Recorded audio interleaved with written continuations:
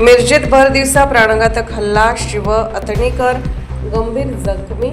मिरजेत भर दिवसा रक्तरंजित हल्ला, शिव अतणीकर यांच्यावर तलवार कोयत्याने 13 वार.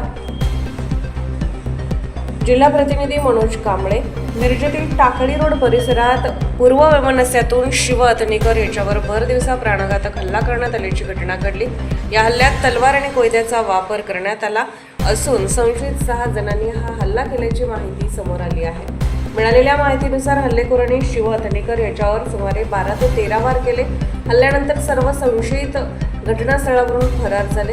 गंभीर जखमी झालेल्या शिव अतणीकर यांना तातडीने मिरजेच्या शासकीय रुग्णालयात उपचारासाठी दाखल करण्यात आले आहे. शिव अतणीकर हे शेख गटाशी संबंधित असून शेख आणि काझी गटातील जुन्या वादातून हा हल्ला झाल्याचा संशय व्यक्त केला जात आहे.